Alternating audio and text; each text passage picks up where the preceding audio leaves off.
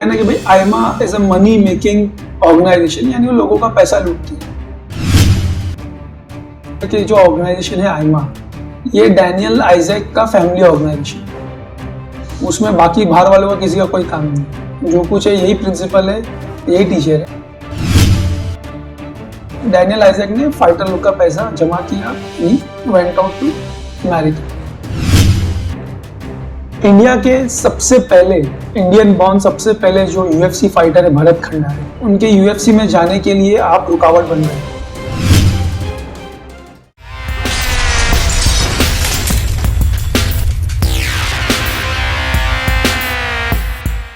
Hi guys, welcome back to the Farhan show. आज हमारे जो गेस्ट हैं उनको मिक्स्ड मार्शल आर्ट फ्रेटर्निटी में कोई इंट्रोडक्शन की जरूरत नहीं है। He is my mentor and idol, मेरे टीचर भी रह चुके हैं और मिक्स्ड मार्शल आर्ट में मैंने इनसे बहुत कुछ मतलब शुरू से सब कुछ इन्हीं से सीखा है। So none other than mister Daniel Isaac. Welcome Daniel Isaac sir, बहुत बहुत शुक्रिया आप मेरे शो पर आए। आप अमेरिका से आए हैं, so I don't want to miss this golden opportunity, so having the interview with you. So Farhan, मैं दो चीज़ बोलना चाहता हूँ। पहला चीज़ ये है कि कंग्रेचुलेशंस टू यू कि आपने जो मिक्स मार्शल आर्ट्स फ्रेटर्निटी के लिए ये टॉक शो स्टार्ट किया है। मैं आपको बहुत सालों से जानता हूँ। आपने जब आपके MMA career as a fighter, हो सकता है व्यूअर्स जानता नहीं, लेकिन आप एक MMA फाइटर भी रह चुका है। SFL कंटेंडर्स के दिन पे आपने compete किया है, और as a martial arts demonstration performer आपने काफ़ी परफॉर्मेंसेस किया है सुपर फाइट लीग के दिनों में, और आप हमारे साथ में एज अ MMA ऑफिशियल भी आप काफ़ी इवेंट्स में काम किए हैं। तो हमारा रिलेशनशिप तो बहुत पुराना है और मैं जानता हूँ कि आपने क्या स्ट्रगल किया है मार्शल आर्ट्स फील्ड में, और आज आप ये लेवल पे पहुंचा है। कंग्रेचुलेशंस टू यू, आपने जो भी अचीवमेंट्स किया है। और दूसरा चीज़ मैं ये बोलना चाहता हूँ कि आपने बताया कि there is no need of introduction.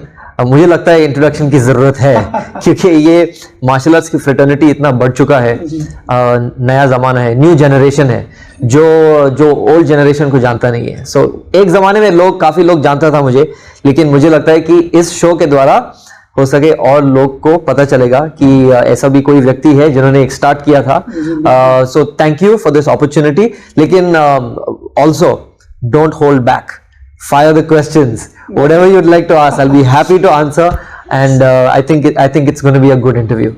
Mixed martial arts, या मैं कहूँ कि मार्शल आर्ट्स कैसे आपकी लाइफ में आया और किस तरह से इसने आपको इंस्पायर किया? मैं चाहूंगा तो आप कुछ थोड़ा सा पर्सनल अपने बारे में बताइए कि आपका इंस्पिरेशन कहाँ से स्टार्ट हुआ और इसको आपने पूरी लाइफ बनाया। मार्शल आर्ट्स में कहूँ या मिक्स मार्शल आर्ट्स में कहूँ, इसको आपने पूरी लाइफ बना दिया। सो ये कैसे स्टार्ट हुआ? ये स्टार्ट हुआ मेरे लाइफ में क्योंकि आई वॉज ब्लेस्ड। मुझे एक ब्लेसिंग मिला कि मेरा डैड एक मार्शल आर्ट्स का ग्रैंड मास्टर था। मेरा डैड एक्स इंडियन नेवी था। मेरे डैड को काफ़ी गवर्नमेंट के अवार्ड्स मिल चुका है। इंडो पाक वॉर में उसका पार्टिसिपेशन था, तो देश के लिए बहुत कुछ किया, स्पोर्ट्स के लिए बहुत कुछ किया। So I was blessed that I was born in the family of a martial arts grandmaster। तो मेरे डैड के वजह से जो भी उनका मेहनत था, जो भी उनका एफर्ट्स था, I got to continue। So मुझे ऑलरेडी एक प्लेटफॉर्म मिला कि मेरा डैड ने काफी कुछ किया, तो उसके through my dad was my inspiration। वो मेरा इंस्पिरेशन था। मेरा डैड मेरा ब्रूस ली, मेरा जॉन क्लॉड वैन डैम, मेरा जैकी चैन, मेरा डैड मेरा इंस्पिरेशन था। और मैं आपको एक बहुत इंटरेस्टिंग चीज बता सकता हूँ कि मेरा डैड एक ट्रेडिशनल मार्शल आर्टिस्ट था, लेकिन वो एक तरह का एक स्ट्रॉन्गमैन भी था। और जैसे अपने पुराने जमाने में जैसे मार्शल आर्ट्स का ब्रेकिंग होता था ना, टाइल्स, ब्रिक्स, तो मेरा डैड हर सवेरे 2 ब्रिक्स को ब्रेकफास्ट के लिए तोड़ता था। तो जब मैं मॉर्निंग में जब उठ के जब बाहर आता था गार्डन में, तो वो आवाज आता था मेरे डैड का, तो मेरा डैड अपने सिर से 2 ब्रिक एक के ऊपर एक वो तोड़ता था। वो उसका डेली प्रैक्टिस था। तो वो और पुल अप्स वो करता था और थोड़ा शैडो बॉक्सिंग करता था। तो मेरा डैड मेरा इंस्पिरेशन था, और मेरे डैड की वजह से मेरा इंटरेस्ट आया, और जो भी मैंने अपने लाइफ में किया मैं अपना डैड से सीखा। मेरा डैड ने मुझे ये सिखाया कि इंसान से कभी डरो मत। मेरे डैड ने मुझे सिखाया कि इंसान के सामने कभी अपना सिर को झुकाओ मत। तो वो सब चीज ये मेरा एक इंस्पिरेशन बन गया और आज मैं जो हूं उसकी वजह से हूं। दूसरा चीज ये है कि एक मेरा एक मकसद भी था, क्योंकि मार्शल आर्ट्स उस समय में मार्शल आर्ट्स को बराबर रिगार्ड नहीं किया जाता था। अगर कोई किसी को पूछता था कि बेटा तू क्या बनने वाला है, तो लोग बोलता था डॉक्टर, इंजीनियर, प्रोफेसर, ये सब चीज। कोई ये नहीं बोलता था कि मैं ब्लैक बेल्ट बनने वाला या मैं फाइटर बनने वाला हूं, क्योंकि एक करियर था ही नहीं। तो जब मैं कॉलेज में था और लोग मुझे पूछते थे कि डैनियल तू क्या करने वाला है तेरे लाइफ में, तो मैं अपने दोस्तों से ये बोलता था कि मैं एक चैंपियन फाइटर बनने वाला हूं और मैं अपने मार्शल आर्ट्स को प्रमोट करने वाला हूं। तो वो हंसते थे मेरे पे। वो कहता था लेकिन पैसा कहां से कमाएगा? तो मैंने कहा मैं इसी से कमाऊंगा। ये मार्शल आर्ट ये एक करियर भी है, ये एक बिजनेस अपॉर्चुनिटी भी है, ये एक बहुत बड़ा एक एंटिटी है मार्शल आर्ट्स। तो मुझे लगता था कि इंडिया में उसको एक ही तरह से प्रमोट कर रहा था और मैं सोचा कि बहुत स्कोप है। तो वो मेरा एक इंटरेस्ट था और वो मेरे लिए एक चैलेंज भी था। तो वहां से मेरा करियर आइडिया शुरू हुआ और वो एक के बाद एक फिर मेरा लाइफ में बहुत कहानी है जिसकी वजह से काफी कहानी है जिसकी वजह से मेरा करियर मार्शल आर्ट्स के तरफ गया। किक बॉक्सिंग में वर्ल्ड चैंपियनशिप भी जीता, जितना मैं आपको जानता हूं। उसके बाद मैं समझता हूं कि एक गोल्डन ईयर आया हमारे इंडिया में। मिक्स मार्शल आर्ट को तो आप बहुत शुरू से प्रमोट कर रहे हो। Actually to be very honest, मैं इस प्लेटफॉर्म पे बोलना चाहता हूं ये बात। सबसे पहले मैंने एक आदमी को देखा था चैनल पे, आई थिंक वो स्टार स्पोर्ट्स का कोई चैनल था, बहुत साल पहले की बात है, और उसके ऊपर मार्शल वॉर करके कोई मिक्स मार्शल आर्ट का कोई मार्शल कॉम्बैट, हाँ मार्शल कॉम्बैट करके प्रमोशन था। तो उसमें जो फर्स्ट मैंने इंडियन को देखा वो नासिक ढोल वोल के साथ में आया था। So he was Alan Fernandes and you were beside him, आप उनके बाजू में थे। वो मैच मैंने फर्स्ट टाइम देखा था और मेरे को भी नहीं समझा कि ये किस तरह का मार्शल आर्ट है। मतलब मैं कराटे जानता था, टाइकोंडो जानता था, किक बॉक्सिंग जानता था, बट ये केज के अंदर मैच हुआ। फिर उसके बाद में आपसे मुलाकात हुआ, फिर समझ में आया कि this is what we call, ये इसको मिक्स मार्शल आर्ट बोलते हैं। फिर वहां से मेरा आपके साथ में जर्नी स्टार्ट हुआ। तो ये एकदम स्टार्ट से जो आपका विजन कैसा था, आपने कैसा सोच लिया कि नहीं ये चीज बनेगी हिंदुस्तान में? तो उसका भी रिलेशन मेरा dad grand master Solomon Isaac के थ्रू ही था। मेरा डैड एक इंडिया का सबसे पहला martial arts news magazine start किया था 1989 में, 1988-89 के आसपास। वो न्यूज मैगजीन का नाम था कराटे स्टार। वो इंडिया में सबसे पहले मार्शल आर्ट्स मैगजीन था और वो मैगजीन में इंडिया के मास्टर्स और इंटरनेशनल मास्टर्स के न्यूज आते थे। तो एक दिन मेरे डैड ने मुझे एक न्यूज आर्टिकल बताया जो यूएस से उनके पास आया था और हम उसको पब्लिश करने वाले थे। और वो न्यूज में एक पोस्टर था जिसमें एक रेसलर जिसका नाम था केन शैमरॉक और उसका फाइट एक जुजित्सु मास्टर के साथ में था जिसका नाम था हॉइस ग्रेसी। और मेरे डैड ने बताया कि तुम्हें पता है कि कुछ रियल मार्शल आर्ट फाइट होने वाला है, क्योंकि मेरा डैड ऐसा मास्टर था जो बोलता था कि ये जो ट्रेडिशनल मार्शल आर्ट्स जो इंडिया में थे वो सब बकवास मार्शल आर्ट्स था। अगर आप लोग बोलते हैं कि मैं बहुत ओपनली बात करता हूं और मैं बहुत कंट्रोवर्शियल बात करता हूं, अगर आपको ऐसा लगता है, आप मेरा डैड का सुनना चाहिए था। क्योंकि मेरा डैड भी एकदम क्लियरली जो भी था उसके दिल में वो बोलता था। मेरा डैड कहता था कि ये जो कराटे है, जूडो है, टाइकोंडो है, ये सब इसका जगह सिर्फ डोजो में है, सिर्फ मैट पे है, लेकिन रियल स्ट्रीट फाइट में इसका कोई जगह नहीं है। क्योंकि रियल स्ट्रीट फाइट में कौन 500 किक्स मारने वाला है, रियल स्ट्रीट फाइट में कौन स्टांस लेने वाला है, रियल स्ट्रीट फाइट में थप्पड़ लगता है, पीछे से चेयर लग जाता है। सो मेरा डैड का मार्शल आर्ट का स्टाइल जो उनका फैमिली, जो उनके फादर ने जो सिखाया, वो मार्शल आर्ट का नाम था इशूडो। और ये इशूडो जो मार्शल आर्ट था, मुझे लगता है कि ये एमएमए का ही एक फॉर्म था जिसमें free style martial arts, standing fight, take down fight, ground fight. मेरा डैड जुजित्सु का मास्टर था, मेरा डैड जूडो का मास्टर था, लॉक्स, होल्स, बॉक्सिंग का कोच था। मेरा डैड ने मुझे बताया देखो ये मार्शल आर्ट का फाइट यूएस में हो रहा है, and that was the first UFC, okay, the first ever UFC.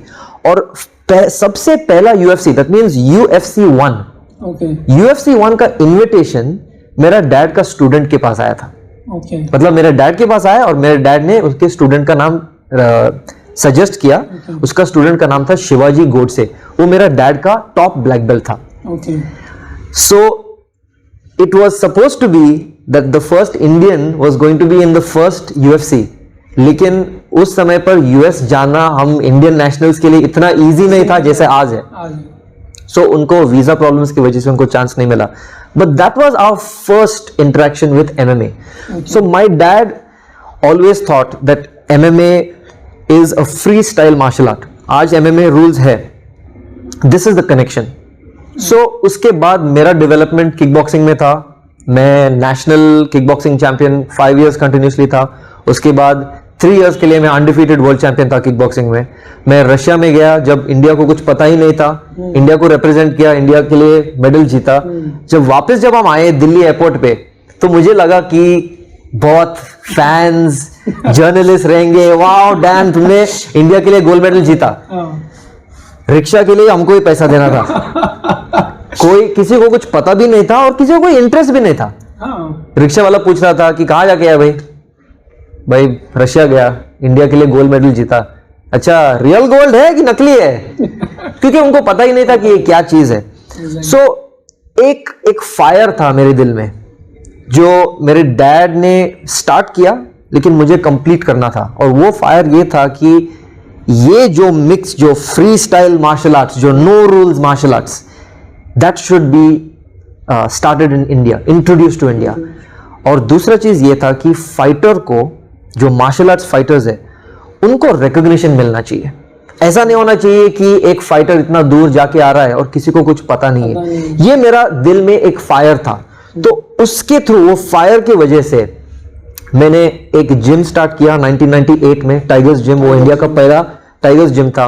और फिर 2004 में all India mix martial arts association को रजिस्टर किया।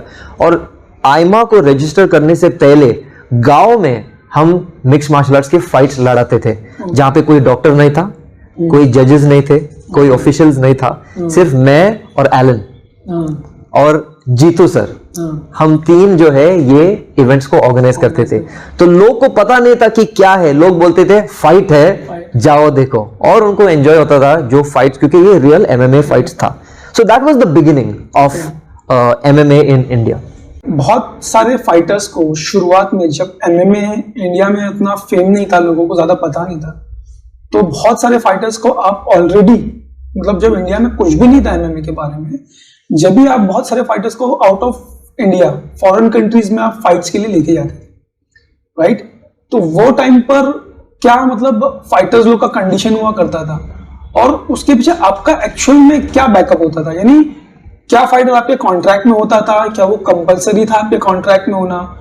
क्या फाइटर की मर्जी से होता था कि उसके ऊपर प्रेशर होता था? सो ये बहुत ही अच्छा सवाल है। मुझे लगता है कि ये जो इसका जो जवाब मैं देने वाला हूँ, हो सकता है ये जवाब के थ्रू एक लोगों को एक क्लैरिफिकेशन भी होगा, लेकिन मुझे एक लगता है कि एक एजुकेशन भी हो सकता है लोगों के लिए। ये फाइटर ऐसा सोचता है कि मैं ही फाइट कर रहा हूं, मैं जान को लगा रहा हूं, मैं अपने लाइफ को रिस्क पे लगा रहा हूं, मुझे डेथ हो सकता है, मुझे कोई इंश्योरेंस कुछ ये सब नहीं है, लेकिन मैं अपना लाइफ को रिस्क में लेकर के मैं ये फाइट खेल रहा हूं। तो जो भी इनकम है, अगर वो एक प्रोफेशनल फाइटर है, वो उसके पास ही आना चाहिए। सो ये पूरा जो बिजनेस ऑफ एमएमए, एक्चुअली ये बिजनेस को सिखाना, मैं इस तरह का एमएमए सेमिनार्स ऑर्गेनाइज करता हूं, जो लोग को सिखाता है कि मिक्स्ड मार्शल आर्ट्स का बिजनेस कैसा चलता है।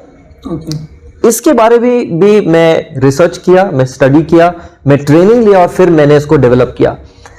एमएमए को इंडिया में लाने से पहले मैं यूके गया था, जहां पे एक ऑर्गेनाइजेशन था जिसका नाम था गोल्डन बेल्ट। वो गोल्डन बेल्ट ऑर्गेनाइजेशन के साथ में मैं मिक्स मार्शल आर्ट्स का बिजनेस के बारे में मैंने स्टडी किया, ट्रेनिंग किया, और वहां पर ट्रेनिंग करने के बाद मैंने वो सेम पॉलिसीज को मेरे बिजनेस में मैंने इंट्रोड्यूस किया।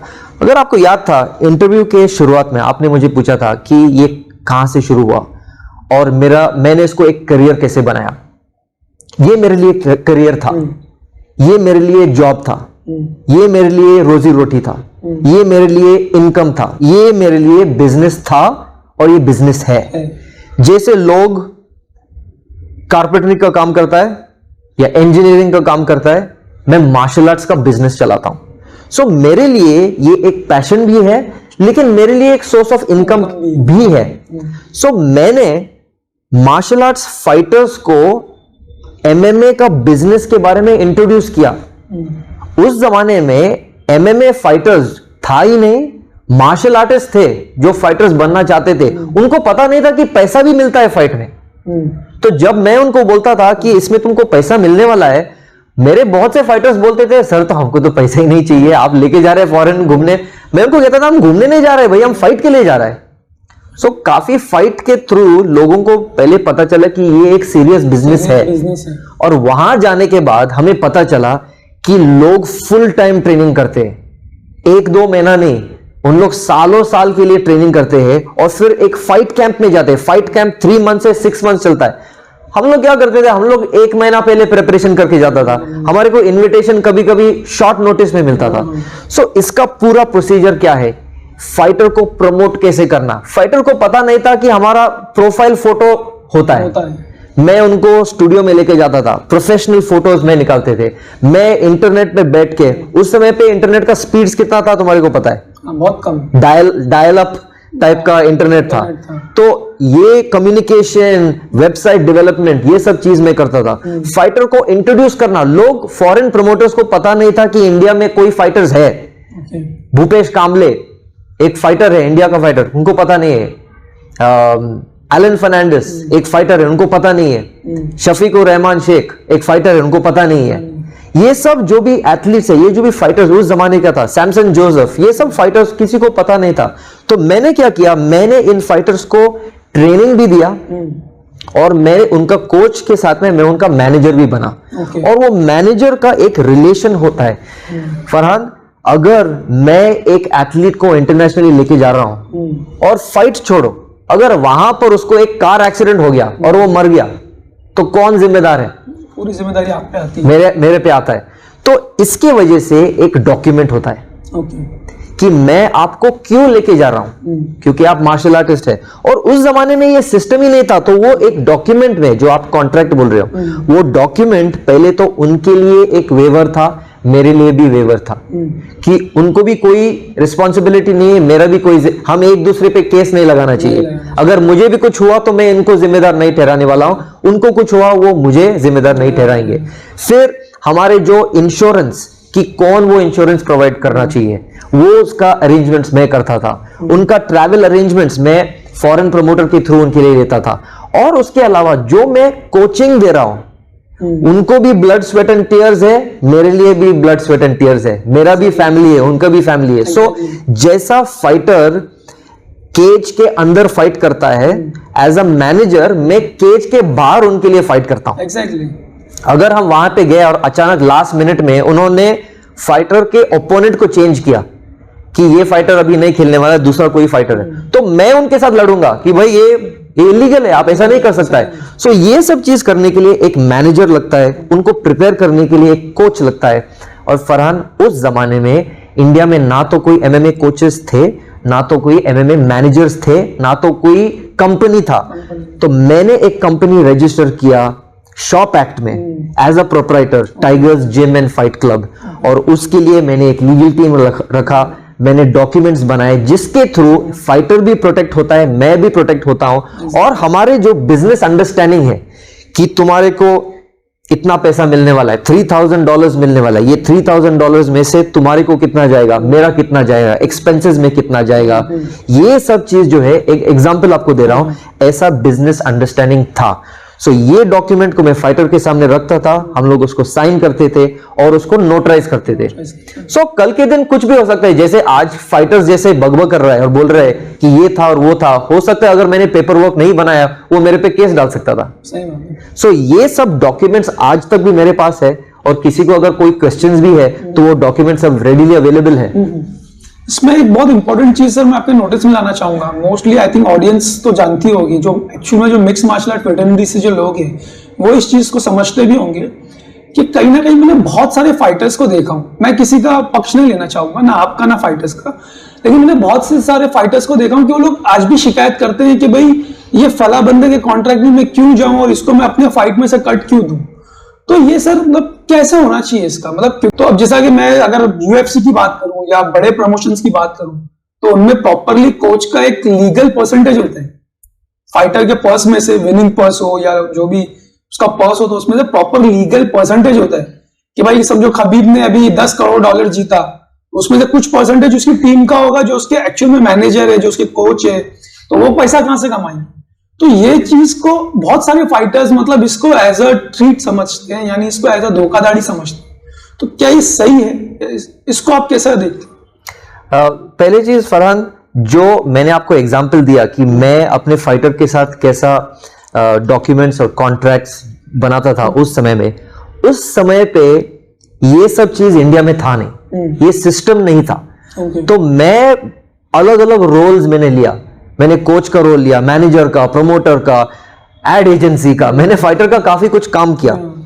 लेकिन आज वो सिचुएशन वैसा नहीं है। आज इंडिया में एमएमए सीन डेवलप हो चुका है, आज एमएमए जिम्स है। अगर आज मैं एक फाइटर को प्रमोट करना एग्जांपल अगर कोशिश किया तो जैसा पहला था वैसा मैं आज नहीं कर सकता हूं, क्योंकि सिस्टम अलग है। अभी लोगों को पता है, अभी मुझे कोई चीज को इंट्रोड्यूस करने की जरूरत नहीं है, क्योंकि लोगों को ऑलरेडी पता है। एमएमए फाइटर उस जमाने में उनको रूल्स रेगुलेशंस पता नहीं था, आज उनको पता है। सो आज सिस्टम जैसा है उसमें प्रॉपर जो सही तरीका है इंटरनेशनली और यहां पर भी, फाइटर का कॉन्ट्रैक्ट प्रमोशन के साथ होता है। चाहे वो यूएफसी है, चाहे वो एमएफएन है, चाहे वो एसएफएल है, कहीं पर भी फाइटर का डायरेक्ट कॉन्ट्रैक्ट प्रमोशन के साथ होता है। फाइटर का जो लाइसेंसिंग है वो सैंक्शनिंग बॉडी के थ्रू होता है। सो एग्जांपल, एक फाइटर अगर एमएफएन के साथ में अगर कॉन्ट्रैक्ट में है तो उनका कॉन्ट्रैक्ट डायरेक्टली एमएफएन के साथ होता है, लेकिन उनका सैंक्शनिंग और लाइसेंसिंग वो आईमा के थ्रू होता है। अभी रही बात कोचेस के, मैनेजर्स के, कोई भी एमएमए प्रमोशंस जो है डायरेक्टली कोचेस और मैनेजर्स के साथ रिलेशन नहीं बनाता है। ये प्रमोशन सिर्फ फाइटर के साथ रिलेशन बनाता है, क्योंकि एथलीट वो है। फिर एथलीट जो है वो अपना अलग एग्रीमेंट्स अपने कोचेस के साथ और अपने मैनेजर्स के साथ बनाता है, जैसे उनका रिलेशन है। अभी वो रिलेशन जैसा है, चाहे उनका 10% है जो कोच को जाता है, चाहे 10% एडिशनल उनका मैनेजर को जाता है, मुझे पता नहीं उनका क्या डिसीजन रहता है, लेकिन मुझे लगता है मैक्सिमम जो है इंटरनेशनली उन लोग 30% से 50% तक लेता है, क्योंकि उनका मैनेजर नेगोशिएट करता है कि उनका हायर पर्स मिलना चाहिए। लेकिन that's the way it happens. The fighter is contracted to the promotion, licensing is done through the sanctioning body, और फिर उनकी टीम और उनका अग्रीमेंट वो अलग होता है। सो कभी कभी ऐसा होता है कि फाइटर को, चाहे उसको लगा कि वो जब जीतने वाला है, एग्जांपल मैं आपको दे रहा हूं, अगर वो सोचा कि वो जीतने के लिए उसको 1 लाख मिलने वाला है, लेकिन अगर वो हारता था तो उसको सिर्फ 50,000 मिलने वाला है, तो उनका माइंड विन पे है। सो वो जब विन के लिए जाता है और हार जाता है तो अभी वो 50,000 में से अभी कोचेस को भी पैसा देना है, वो सब चीज होता है। So it's a dilemma. It is something कि हम लोग कभी कभी पोस्टर देखता है ना कि अगर कोई हमारे से पैसा ले रहा है तो एक फोटो दिखा है जैसे कि एक बकरा या एक गाय, एक सब हम्बल, लेकिन जब वो पैसा वापस देने का समय आ गया तो शेर बन जाता है वो। तो ऐसा ही होता है कि जब हम शुरुआत में, चलो फरहान मुझे फाइट करना है, प्लीज आप मुझे कोचिंग दो, फरहान बोलेगा यस आई एम रेडी, मैं भी हूँ, अरे यार मुझे इतना पैसा लगेगा, yes Farhan I will give you, don't worry. अभी मैं हार गया फाइट, मेरा माइंडसेट अभी चेंज हो गया, मुझे अभी वो पैसा तुम्हें देना है, अभी मैं सोचा मेरा इतना बिल्स हो गया, मेरे एक्सपेंसेस है। So it is a dilemma, और fighters will always complain, managers will also complain, coaches will always complain, लेकिन हमको सब साथ में मिलके रहना ही है ये बिजनेस में। शुरुआत के दौर के बाद में एक गोल्डन ईयर आया हमारे इंडिया में एमएमए को लेकर के, एंड इट वाज 2012 जब first super fight league launch हुआ था। तो उसका आप क्या समझते हो, क्या आपकी पुरानी जो मेहनत थी उस मेहनत को लेकर के आप डिजर्व करते हो कि ये प्रमोशन आपको मिला, या it was a luck? Farhan, जब मैंने mixed martial arts, gym, mixed martial arts training, MMA fighters और फाइटर्स को इंटरनेशनल तक लेकर जाने की जब मैंने काम शुरुआत किया, मैंने एक गोल, एक ऑब्जेक्टिव, एक विजन को लेकर के मैंने स्टार्ट किया। ओके। मेरा इंस्पिरेशन तो प्राइड एफसी था जो जापान में था। मेरा इंस्पिरेशन अर्ली यूएफसीज था। उस जमाने में यूके में एक केज रेज करके एमएमए प्रमोशन था। ये सब प्रमोशंस को लेकर के मेरा एक विजन था कि मैं जो कर रहा हूं ये एक रैंडम काम नहीं है, this is a focused effort. ये एक वेंचर था मेरे लिए, एक लाइफ लॉन्ग बिजनेस इन्वेस्टमेंट भी था। मैंने बहुत सारे फाइटर्स को फ्री भी ट्रेनिंग दिया, बहुत से वेंचर्स मैंने विदाउट पैसा भी मैंने लेकर के मैंने काम किया, लेकिन ये मेरा एक विजन था। ये ऐसा नहीं है जैसे आप बोल रहे हो कि लक था, this was no luck. I looked forward that there was going to be such an opportunity and that's why I invested, that's why I started this work. तो मैंने जो भी ये प्रोफाइल बनाया, ये जिम बनाया, ये टीम बनाया, ये जो ट्रेनिंग बनाया, ये जो भी मिक्स्ड मार्शल आर्ट्स का अर्ली जो एफर्ट्स मैंने किया, मेरा ये प्लान था और मेरा एक विजन था कि एक समय आने वाला है जब ये नेक्स्ट लेवल तक आएगा, और जब ये नेक्स्ट लेवल तक आएगा तब मैं वो पोजीशन लेने वाला हूं और मैं वो काम करने वाला हूं, क्योंकि एक्सपीरियंस तो मेरे पास था और वो एक्सपीरियंस को I wanted to make it a career. मैं आपको एक दूसरा एक चीज बोलना चाहता हूं फरहान। सबसे पहले एमएमए प्रमोशन जो रजिस्टर हुआ लेकिन फ्रूटफुल नहीं हुआ, वो एसएफएल नहीं था। एसएफएल के पहले सोनी एंटरटेनमेंट टेलीविजन एक एमएमए प्रमोशन स्टार्ट करने वाले थे। वो प्रमोशन का नाम था रॉ फाइटिंग चैंपियनशिप्स, आरएफसी। और आरएफसी का पूरा मैनेजमेंट टीम को लेकर के मैं भी वो टीम में था, मैं उनका कंसल्टेंट था। वो पूरा टीम के साथ में हम रॉ फाइटिंग चैंपियनशिप्स 2010 में लॉन्च करने वाले थे। वो इंडिया का पहला एमएमए प्रमोशन होने वाला था। हमारा सिर्फ ये काम बाकी था कि फाइटर्स को कॉन्ट्रैक्ट करना, बाकी सब काम हमने किया। बाकी पूरा डेवलपमेंट्स किया। सोनी एंटरटेनमेंट का रजिस्ट्रेशन का नाम एमएसएम था, multi MSM, I forgot what's the name of full form of MSM. उन्होंने ये प्लेटफॉर्म का प्रिपरेशन और इन्वेस्टमेंट सब कुछ किया था, और लास्ट मिनट में उनका और यूएफसी के साथ में एक अग्रीमेंट हुआ, जिसकी वजह से यूएफसी ने टेलीकास्ट स्टार्ट किया सोनी पे, और उसकी वजह से आरएफसी ऑब्जॉर्व हो गया और क्लोज हो गया। तो जब ये क्लोज हुआ मैं इतना डिसअपॉइंट हुआ था कि जो भी हमने मेहनत किया अभी ये खत्म हो गया है, क्योंकि कुछ भी डेवलप नहीं होने वाला था। इंटरनेशनल फाइटर्स को लोग देखने वाला है, हमारे इंडियन फाइटर्स का क्या। लेकिन जैसा ये प्रोजेक्ट खत्म हुआ, मेरा कॉन्ट्रैक्ट उनके साथ खत्म हुआ, उसी समय पर एसएफएल का अपॉर्चुनिटी आया। और I agree with you, I feel that was the golden age, because लोगों को पता नहीं था, and I feel it was all a part of a bigger plan, एक bigger venture. It was not luck and it was not just something that happened. Okay. So did Mr. Raj Kundra directly contact you, or he just check out your profile and then come to you? Yes. How that happens? Yes. ये राज ने मुझे बताया. Okay. Raj Kundra ने मुझे ये बताया. राज कुंद्रा ने मुझे ये बताया कि मैं जब MMA में इन्वेस्टमेंट करना चाह रहा था और मैं सुपर फाइट लीग को स्टार्ट करना चाह रहा था, मैंने जाकर के इंडिया के जो भी मिक्स्ड मार्शल आर्ट्स है, मैंने MMA इंडिया टाइप किया गूगल में और मुझे डैनियल आइजक का नाम दिखाई दिया। तो उन्होंने रिसर्च किया, उन्होंने मेरे बारे में स्टडी किया, नॉलेज लिया, और फिर कांटेक्ट लेकर के उन्होंने मुझे कांटेक्ट किया।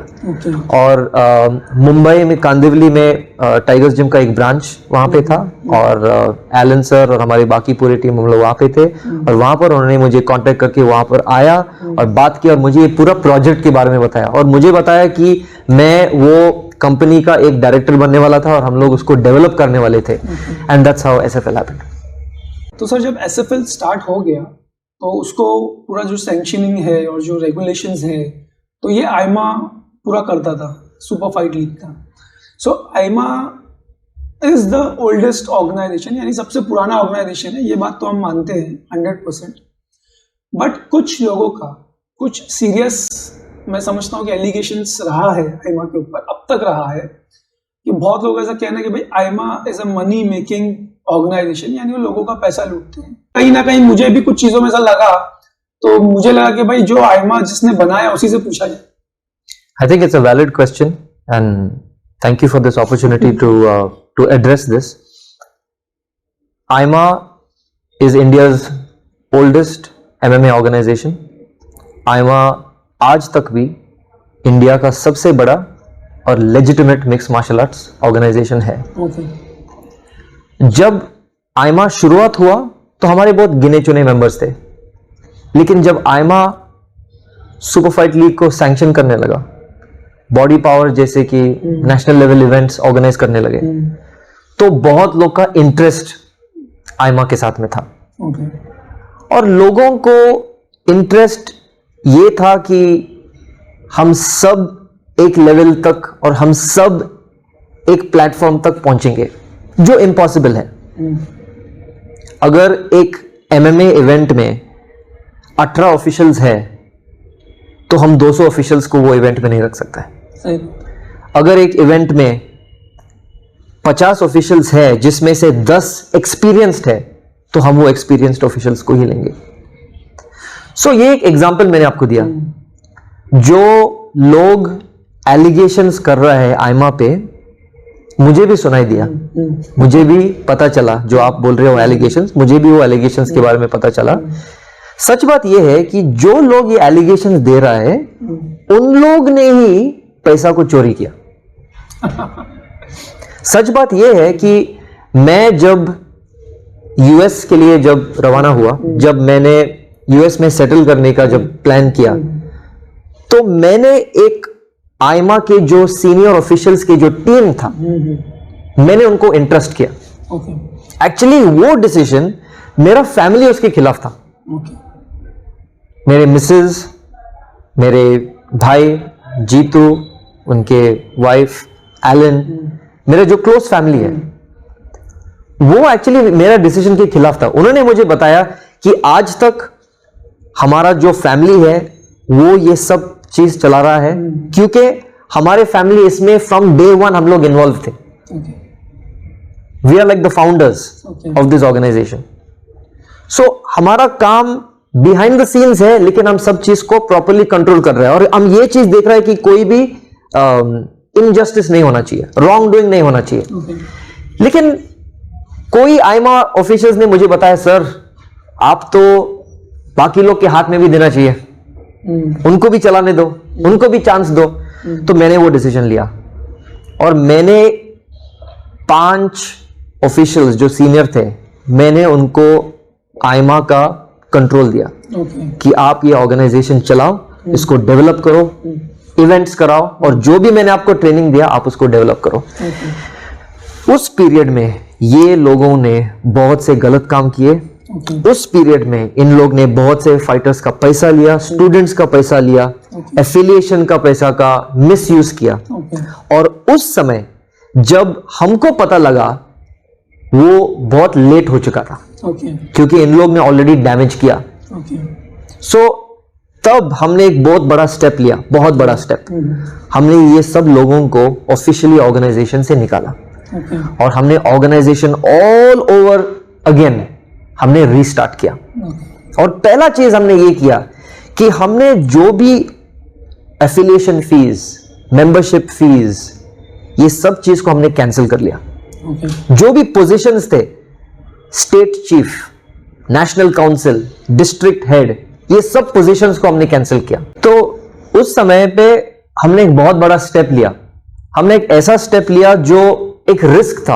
हो सकता है कि ये स्टेप की वजह से हमारा ऑर्गेनाइजेशन कोलैप्स भी हो सकता है, हो सकता है ये हमारा ऑर्गेनाइजेशन को फिर से रिजरेक्ट भी कर सकता है। जब ये डिसीजन हमने लिया, हमने जो भी लोग इसमें इन्वॉल्व थे, हमने उनको ऑफिशियली आइमा से निकाल दिया। हमने एक ऑफिशियल पोस्ट, एक अनाउंसमेंट किया कि ये सब लोग इन्वॉल्व नहीं है, और हमने ये सब टाइटल्स और पोजीशंस को हमने निकाल दिया। क्योंकि हमने देखा कि जो हमने सोचा था, लोगों को ट्रेन करके, लोगों को प्रिपेयर करके, हमने ये डिसीजन लिया कि इन लोग स्पोर्ट को डेवलप करने वाले हैं, लेकिन इन लोग स्पोर्ट को डेवलप नहीं किया, इन लोग ने स्पोर्ट को खत्म किया। और उसकी वजह से हमने ये टाइटल कैंसिल किया और हमने पूरे मिक्स्ड मार्शल आर्ट्स फ्रेटर्निटी को डायरेक्ट एक्सेस दिया कि अभी एक सिंपल ईयरली फी है ऑफ 999 पर ईयर पर member. No affiliation, no gym affiliation, no state affiliation, क्योंकि ये सब चीज इन्होंने सजेस्ट किया. जो लोग को हमने निकाल दिया, इन लोग ने सजेस्ट किया ऐसा करना चाहिए, वैसा करना चाहिए, ऐसा स्पोर्ट बॉडी बनता है. हमने वो सब चीज फॉलो किया और इन लोग ने गलत किया ऑर्गेनाइजेशन के साथ में. सो मुझे लगता है वो 1 साल लगा. I think it was around about the year 2017 to 18. और उस 1 साल में हमने टोटली आइमा को रीवैम्प किया और न्यू मेंबरशिप पॉलिसीज किया और ये जो पोजीशंस है हमने निकाल दिया. बहुत लोग आइमा छोड़ के गए क्योंकि उन लोग बोला अभी हम लोग स्टेट चीफ नहीं बनने वाले. मतलब मिक्स मार्शल आर्ट्स में अभी कोई स्टेट चीफ नहीं है. आप है और आइमा है. सो ये चीज की वजह से बहुत लोग के मिसकंसेप्शंस थे और जो लोग को हमने ऑर्गेनाइजेशन से निकाला वो तो अभी अच्छा तो बोलने वाला नहीं है. उन लोग ने ये सब एलिगेशंस और ये सब लाइज, ये सब फॉल्स रूमर्स उन्होंने स्प्रेड किया. तो जो उनके स्टूडेंट्स थे, उनके ग्रुप थे, उन लोग ने बिलीव किया. तो at the end of the day हर एक व्यक्ति खुश नहीं हो सकता है क्योंकि जो हमारा फैमिली ने जो स्टार्ट किया, जो हमारा फैमिली ने ऑर्गेनाइजेशन को खड़ा किया, हमको वो ऑर्गेनाइजेशन को कंटिन्यू कराना था. और मैंने गलती करके मैंने सीख लिया कि अभी मेरा फैमिली ही है जो मेरे साथ शुरुआत से था और मेरा फैमिली ही है जो आज तक हमारे साथ पे रहेंगे क्योंकि मेरे फैमिली मेरे विजन में बिलीव करते हैं और वो ये ऑर्गेनाइजेशन को प्रॉपर्ली चला सकते हैं. लॉयल रहते. वो कैसा कहना है कि जो ऑर्गेनाइजेशन है आइमा, ये डैनियल आइजैक का फैमिली ऑर्गेनाइजेशन, उसमें बाकी बाहर वालों का किसी का कोई काम नहीं. जो कुछ है यही प्रिंसिपल है, यही टीचर है. और सेकेंड चीज ये था कि when you left for America, जब आप अमेरिका गए थे तो बहुत लोगों ने ये भी कहा कि भाई डैनियल आइजैक ने फाइटर लोग का पैसा जमा किया, नहीं वेंट आउट टू अमेरिका. तो ये कहां तक मतलब सही एलिगेशन? सो मुझे ये लगता है कि अगर हर एलिगेशन का हर जवाब अगर मैंने दिया तो हमारा इंटरव्यू का पार्ट 1, पार्ट 2, पार्ट 3 चलेगा.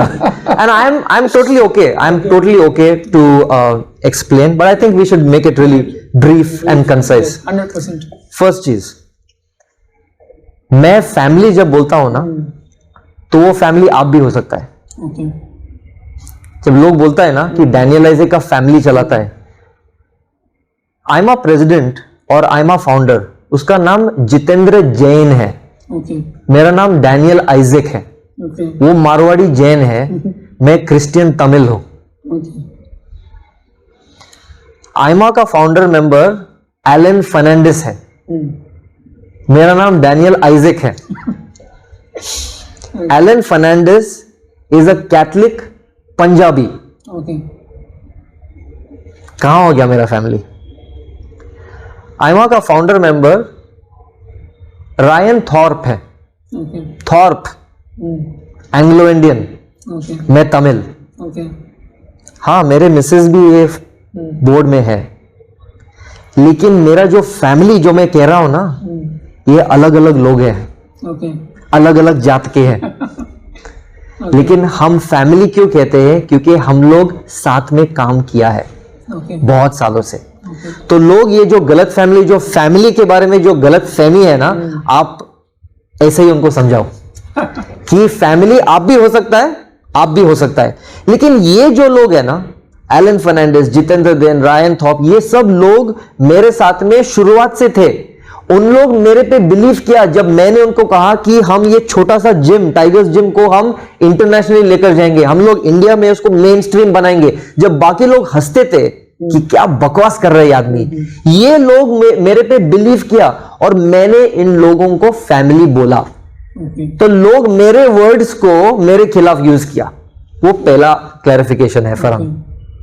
सेकंड क्लैरिफिकेशन है कि मैंने कोई फाइटर्स का पैसा कभी खाया नहीं क्योंकि मेरे को जरूरत नहीं था. गॉड ने मुझे ब्लेस किया और मैंने जो भी कमाया मेरे लाइफ में, मैं अपने हार्ड वर्क के थ्रू मैंने काम किया और वो काम की वजह से मैं आज हूं. फरहान, मेरा पहला जॉब मालूम है क्या था? जब मुझे घर से निकाल दिया गया, आपको पता है मुझे घर से निकाल दिया गया था. हाँ, मैं सुना था मेरे लव स्टोरी के लिए मुझे घर से निकाल दिया गया था. तो मेरा डैड का जो मिलकत और फैमिली पैसा वो सब मुझे नहीं मिला. Okay.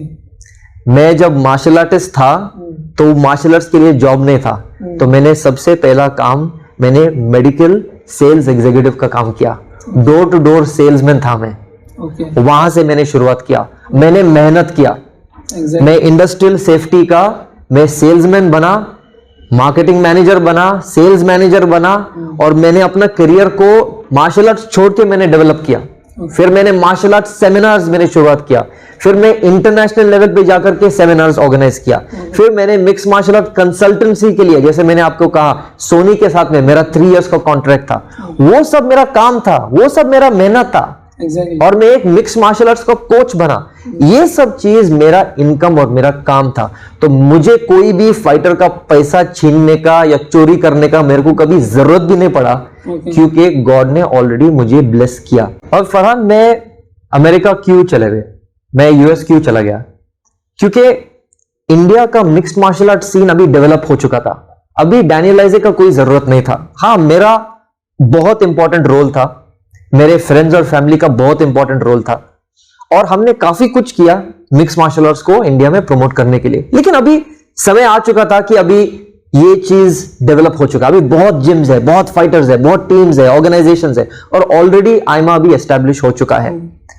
सो मेरा डिसीजन था कि मैं यूएस में चला जाऊं, और वहां पर मैं यूएस में जो हमारा इंडिया में मैंने जो काम किया उसको एक नेक्स्ट लेवल पे डेवलप करो। और मैंने ये चीज जान लिया, क्योंकि मैं एक इंटरनेशनल एमएमए बॉडी के साथ में मैं इन्वॉल्व था, और आईमा वो उनके साथ में एफिलिएटेड थे। वहां जाकर के मैंने देखा कि इन लोग को कुछ पता ही नहीं है। वहां जाकर के देखा कि हमारे एसएफएल के जो इवेंट्स थे और उनके जो वर्ल्ड चैंपियनशिप्स में जमीन आसमान का फर्क था। हमारे एसएफएल के इवेंट्स और प्रोफेशनली ऑर्गेनाइज थे, वहां पर उनका ऑर्गेनाइजेशन इतना घटिया था कि लोग वहां जाकर के, उनके पास पानी नहीं है, लोग वहां जाकर के एथलीट्स के पास प्रॉपर रूम नहीं है, red corner blue corner mix हो रहा है, और वो कह रहा है कि वर्ल्ड चैंपियनशिप्स है। सो मैंने ये डिसाइड किया कि मुझे एक ऐसा एक बॉडी बनाना है जो अनबायस्ड रहेगा और जो प्रॉपरली स्पोर्ट को डेवलप करेगा। तो वहां जाकर के मैंने global authority of mix martial arts federations world body मैंने एस्टैब्लिश किया, और वहां पर मेरे स्टूडेंट्स के साथ और बाकी मेरे जो एसोसिएट्स के साथ में हमने ये ऑर्गेनाइजेशन को डेवलप किया। सो ये चीज डेवलप करने के बाद मुझे लगता है कि मेरा यूएस में एक सेकंड होम आया है, और मुझे लगता है मैं वहां पर रिटायर हो जाऊंगा। सो वहां का जो लाइफस्टाइल है, वहां का जो सिस्टम है, मुझे बहुत पसंद है। India will always be my original home, my birthplace, but the United States has become my second home। तो मुझे लगता है कि क्योंकि मुझे वहाँ का सिस्टम पसंद है, मुझे डेवलपमेंट के लिए और अपॉर्चुनिटीज है, इसलिए मैं वहाँ पर हूँ। सुपर फाइट लीग के बाद में MFN आया, मैट्रिक्स फाइट नाइट। सो इतना बड़ा organization, one of the biggest action superstar mister Tiger Shroff, उनकी ऑर्गेनाइजेशन को आप छोड़ करके और अपने एलन फर्नांडिस सर को हैंडओवर किया और आप चले गए, तो क्या आप यहाँ रह करके उससे बहुत ज्यादा बेनिफिट या पैसा नहीं कमा सकते थे? एक्चुअली फरहान, मेरा प्राइमरी ऑब्जेक्टिव है कि मैं, अपना फैमिली और अपने फ्रेंड्स और मेरे एसोसिएट्स, हम सब साथ में डेवलप हो जाऊं। मुझे लगता है कि मेरा फ्यूचर में जो मैंने डिसीजन लिया वो मेरे लिए सही है। As a MMA promoter, as a organizer of events, एक पर्सन बिजी तो होता है, लेकिन वो अपना खुद के लाइफ पे कम ध्यान रखता है। यूएस जाने के बाद, यूएस जाने से पहले एक्चुअली मेरा हेल्थ कंडीशन बहुत खराब था। डॉक्टर ने जब मेरा हेल्थ चेकअप किया, उसने बताया कि within 5 years you will get your first heart attack, क्योंकि मेरा लाइफ थोड़ा अनहेल्थी हो गया था। When you are a promoter of a event, you are attending parties, you are not eating healthy, ये सब चीज। तो मैंने कहा कि अभी जो मुझे अपने लिए करना था, अपना प्रोफाइल बनाना था, अपना जो प्रमोशन और डेवलपमेंट जो किया वो बहुत हो गया। Even for the sports you did, जो भी मैंने किया मैंने बहुत किया। अभी मुझे लगता है कि मैं अपने पे थोड़ा ध्यान रखूं और अपने फैमिली पे। तो यूएस में मैं अपने वाइफ और बच्चों के लिए मैं टाइम दे सकता हूँ, और मेरा लाइफ और हेल्दी हो गया है। और वहां पर मैं खुद ट्रेनिंग करता हूँ, खुद प्रैक्टिस करता हूँ। तो मुझे अभी लगता है कि मेरा जो हार्ट अटैक का जो 5 साल पहले उन्होंने कहा था कि 2020 में हो सकता है, अभी हो सकता है या तो वो नहीं होगा या और आगे पुश किया जाएगा। So I feel for myself, my health and my life, my future कि मुझे वहां पर शिफ्ट करना पड़ा. About Alan and MFN, I wouldn't want to take away anything where Alan's achievements is concerned. मुझे लगता है जो Alan ने किया और जो Alan का काम MFN के साथ में है, I think he has achieved it. Okay. I think it is his merit. I don't think I am responsible. I think he is responsible for what he has done. I think he has reached that level. I think he has dedicated his life to MMA, and I think he is in the rightful position that he is in. Main चीज ये है कि Alan एक MMA fighter रह चुका है. मैं एक MMA फाइटर कभी नहीं था. मैंने MMA को प्रमोट किया, मैं MMA को इंडिया में लाया, लेकिन मैं MMA कभी फाइट नहीं किया. मैं किक बॉक्सर था. मैंने ट्रेनिंग तो सब में किया, लेकिन मैं कभी भी MMA फाइटर नहीं था. This is on record. But Alan, even though he was my student, he was India's first pro MMA fighter. तो वो समझता है कि फाइटर्स की क्या प्रॉब्लम्स है, वो समझता है कि क्या चैलेंजेस है, क्या डिफिकल्टीज है. तो मुझे लगता है कि Alan deserves this position and I am happy for him that he is in this position, and I am happy in America. But I am also honored that because of Alan, I get an opportunity to come and work alongside him also in the shows. Super fight league sir India का सबसे बड़ा promotion रहा.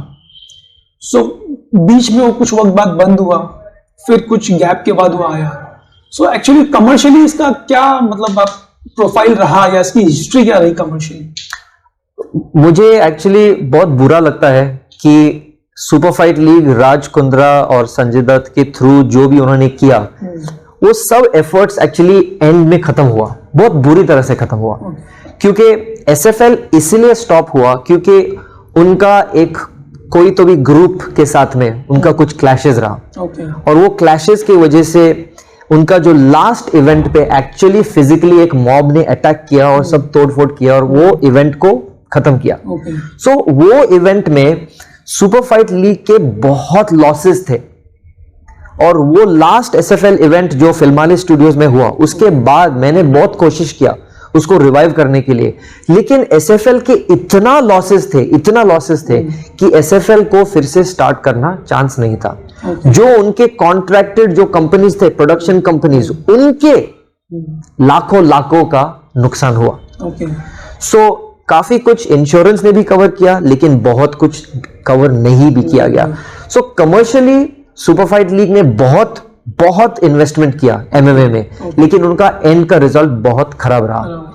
लेकिन and में जब मैंने SFL से resign किया, क्योंकि आगे कुछ उस समय पर होप नहीं था, फ्यूचर नहीं था, लेकिन राज ने क्या किया, राज कुंद्रा ने बिल डोसांज जो उसका ओरिजिनल पार्टनर था, उसने SFL को हैंडओवर किया, और बिल डोसांज ने एक बहुत बढ़िया काम किया. उन्होंने जो league concept, team concept introduce किया, और वो स्टार्ट हुआ. मुझे पता नहीं है कि उनके क्या प्रॉब्लम्स बाद में हुआ, क्योंकि मैं इतना क्लोजली एसोसिएटेड नहीं था. लेकिन जो उन्होंने किया, लीग फॉर्मेट बहुत ही अच्छा था, और मैं विश करता हूं कि वो लीग फॉर्मेट फिर से आना चाहिए. लेकिन मैट्रिक्स फाइट नाइट का बेनिफिट क्या रहा कि एलन फर्नांडिस मेरे साथ में इन्वॉल्व था. मैट्रिक्स फाइट नाइट के जो मैनेजमेंट थे, वो भी SFL का एक टीम ओनर भी रहा. उनको ये पता चला कि पास्ट मिस्टेक्स क्या था, और उन्होंने वो मिस्टेक्स से आगे चल के, ऊपर जाकर के उन्होंने एक नया एंटिटी फॉर्म किया. सो आज MFN का सक्सेस इसलिए है, पहला क्योंकि obviously it is tiger and his sister and his mother who are closely involved, but also it's because Alan was with me from the beginning. He sees and understands mixed martial arts. The Shroff family understands business. They understand entertainment. So this marriage has made MFN, I believe, currently the most successful mixed martial arts organization. हमारे हिंदुस्तान में अभी अगर आप देखेंगे, कुछ गिने चुने promotions हैं जो टॉप बड़े प्रमोशंस हैं, बड़े ब्रांड्स हैं, like matrix fight night, super fight league, brave, K1, और फाइटर्स हमारे पास लाखों में, उनकी तादाद बहुत ज्यादा है. तो सब फाइटर्स को तो इन प्रमोशंस में चांस मिलेगा नहीं, जाहिर है, तो सिर्फ टॉप फाइटर्स को चांस मिलेगा. तो जो कुछ छोटे छोटे प्रमोशंस हैं, जो लोकल प्रमोशंस हैं, तो ये प्रमोशंस हमारे हिंदुस्तान में होना अच्छा है फाइटर्स के लिए ताकि उनका टैलेंट भी नरिश हो, या इसके कुछ डिसएडवांटेजेस हैं? मेरा पर्सनल और प्रोफेशनल ओपिनियन ये है कि और मिक्स्ड मार्शल आर्ट्स प्रमोशंस होना चाहिए, और मिक्स्ड मार्शल आर्ट्स प्रमोशंस अलग अलग लेवल्स में भी होना चाहिए। जैसे आपने सही कहा कि हर फाइटर एमएफएन में नहीं खेल सकता है, क्योंकि एमएफएन में एक लिमिटेड इवेंट्स है।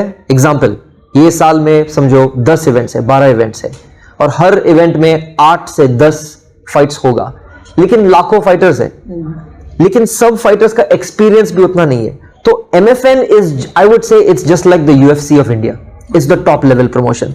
लेकिन यूएस में, जहां पर यूएफसी है, यूएस में भी बहुत से प्रमोशंस है। जो शहर में मैं रहता हूं वहां एक लोकल प्रमोशन भी है, वहां के बेस्ट फाइटर्स नेक्स्ट इवेंट में जाता है, दूसरा स्टेट में जाता है, और नेक्स्ट हायर लेवल पे पहुंचता है। यूएस में बेलेटोर भी है। सो वैसे ही इंडिया में और इवेंट्स का होना जरूरी है, लेकिन मैं कहता हूं कि ये इवेंट्स आईमा के साथ में काम करना चाहिए। क्यों? इसलिए नहीं क्योंकि हमको ऑर्गेनाइजेशन बढ़ाना है, क्योंकि हमारे ऑफिशियल सबसे एक्सपीरियंस्ड है, हमारे इवेंट कमिश्नर्स, हमारे रेफरीज। आपने अगर देखा रहेगा बहुत से दूसरे प्रमोशन में उन लोग फॉरेन ऑफिशियल्स को लेके आते हैं। क्यों? हमारे इंडियन ऑफिशियल्स है अच्छे, हमारे इंडियन ऑफिशियल्स के एक्सपीरियंस है। तो you also work, so Indian officials are experienced, Indian officials know how to sanction events. इसलिए मैं कहता हूं कि ये जो भी इवेंट्स हो रहा है, दे मस्ट वर्क विथ आईमा। और रही बात फाइटर्स का, आईमा का पॉलिसी, करंट पॉलिसी ऐसा है कि हम कहता है कि आप कोई भी प्रमोशन में खेलो, हमें कोई इतराज नहीं है। अगर आप आईमा मेंबर है, you can participate in any championship, go and participate anywhere, but when we need you, you must be available for us. और हम ये चाहते हैं कि हम फाइटर्स को कंट्रोल नहीं करना चाहिए। हाँ, बात यह है कि अगर एक फाइटर एमएफएन के साथ में कॉन्ट्रैक्टेड है, तो उनके कॉन्ट्रैक्ट्स रहते हैं कि आप दूसरे इवेंट में नहीं खेल सकते, क्योंकि वो एक कंपनी का पॉलिसी है। द सेम वे यूएफसी का पॉलिसी भी वैसा है। But as a sanctioning body, अगर आप फाइटर है और आईमा के साथ में आप मेंबर है, आप कोई भी इवेंट में खेल सकता है, आपकी एक्सपीरियंस बढ़ाने के लिए। Events are good, events must happen, but all events must be properly sanction, Farhan, because अगर प्रॉपरली सैंक्शन नहीं हुआ और इंडिया में पहला एमएमए डेथ हुआ, तो ये पूरा जो भी हमने किया वो सब कोलैप्स हो जाएगा। So that's why we have to properly enforce the sanctions of health, safety and sport with MMA events. Exactly. अभी रिसेंटली एक प्रमोशन मैंने देखा, अच्छा प्रमोशन था, छोटा प्रमोशन था, लोकल था। सी, मैं I am not taking any side और एनी फेवर ऑफ आईमा और any of the organization, but somewhere I'm concerned because I have worked as an official, as a fighter, as a promoter, everything. तो as an concern मैंने देखा हूँ कुछ organisations में, कुछ promotions में थोड़ा सा रिस्की गेम होता है। मतलब वहां मुझे ऐसा फील होता है कि रेफरी उतना एफिशिएंट नहीं है रिस्क को बचाने के लिए या इंजरी को सेव करने के लिए, तो उसमें थोड़ा खतरा लगता है। और आई थिंक मेडिकल प्रिपरेशंस वो सब भी बहुत कमजोर लगता है। तो ये चीज के लिए अगर मान लो कि कोई आईमा के पास आता है, तो क्या उसको बहुत ज्यादा पैसा वगैरह पे करना पड़ेगा आईमा को? जो प्रमोटर है वो प्रमोटर को पॉलिसीज फॉलो करना है। आईमा जो है प्राइमरीली इवेंट में कंसल्टेंसी नो हाउ प्रोवाइड करता है, और जो चीज आपको नुकसान करा सकता है जैसे सीरियस इंजरी और डेथ और समथिंग लाइक दैट, वो चीज को मिनिमाइज करने के लिए हम प्रोफेशनलिज्म लेके आते हैं। सो जैसे कि आज आपने ये पोस्टर देखा है, मैं ऐसे सेमिनार्स ऑर्गेनाइज करता हूं जहां पर मैं लोगों को एक अवेयरनेस देता हूं कि ये डेंजर्स है, रिस्क है, तो ये चीज को प्रॉपरली फॉलो करना जरूरी है।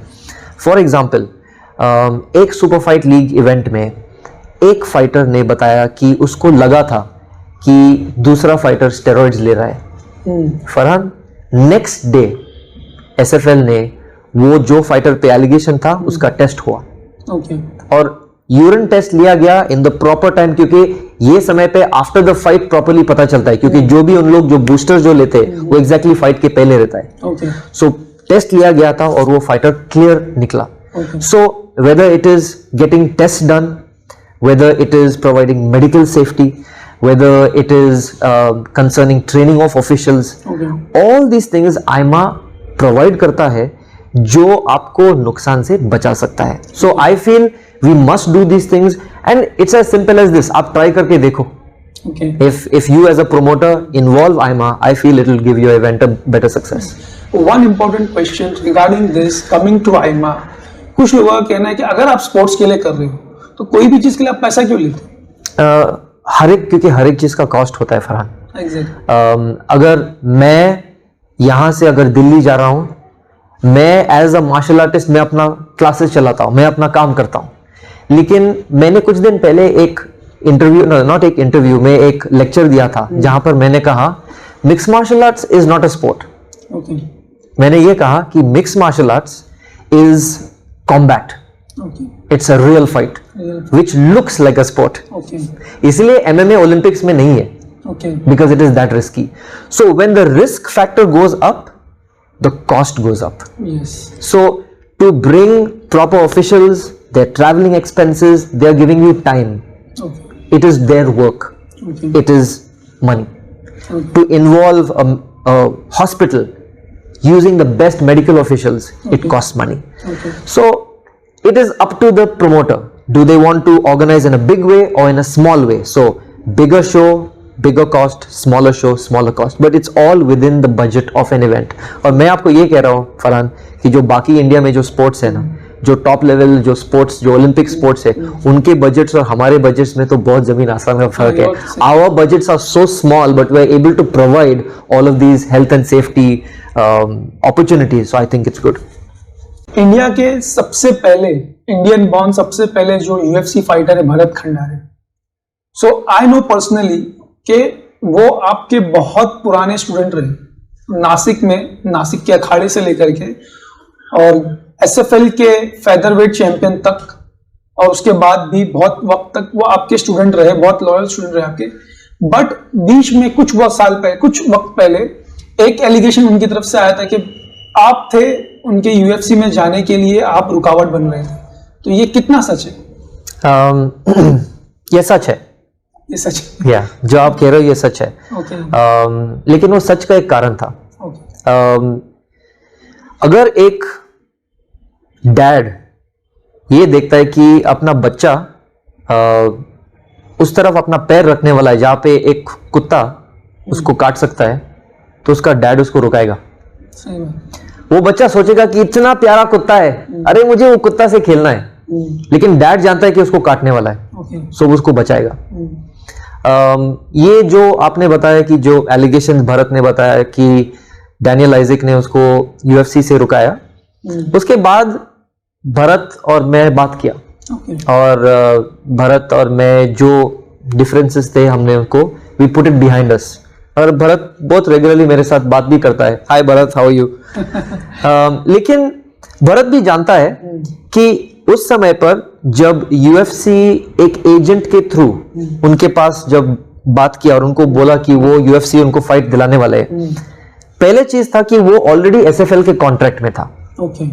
और एसएफएल के कॉन्ट्रैक्ट एक 5 ईयर कॉन्ट्रैक्ट था. Okay.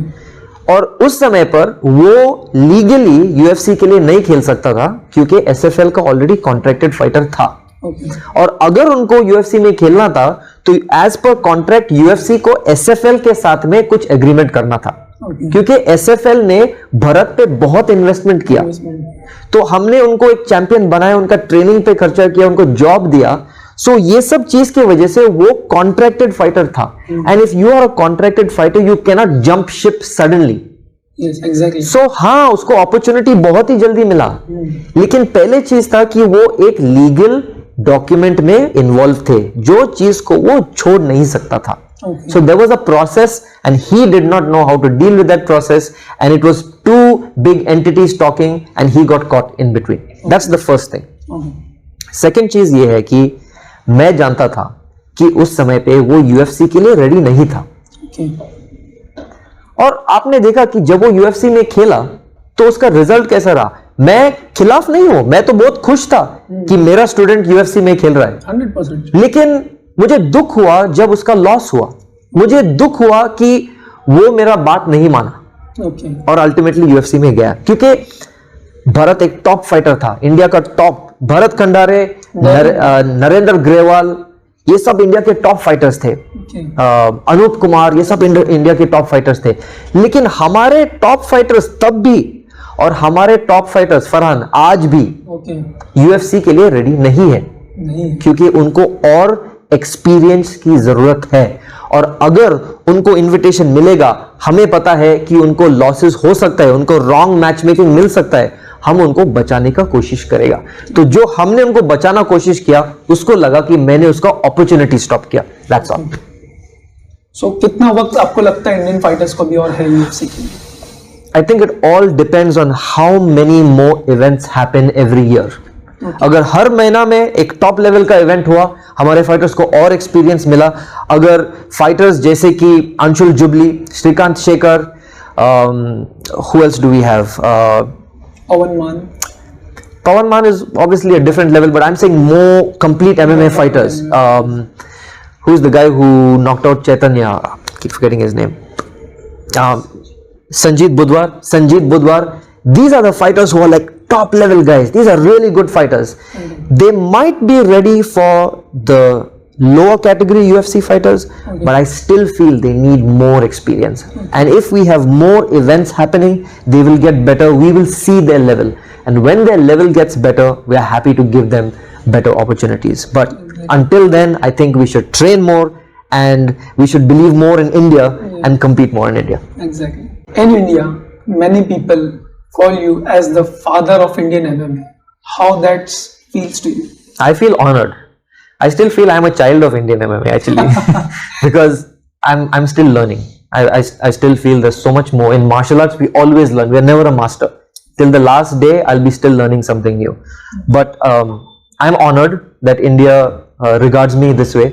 I'm blessed, and I feel content now that I live in the US and I see the Indian scene develop. मुझे लगता है कि मैं खुश हूँ, मुझे गर्व है कि जो भी मैंने काम किया आज वो ये लेवल तक पहुंचा है। मुझे गर्व है कि आज आप ये लेवल पे ये चीज कर रहे हो, मुझे इंटरव्यू कर रहे हो।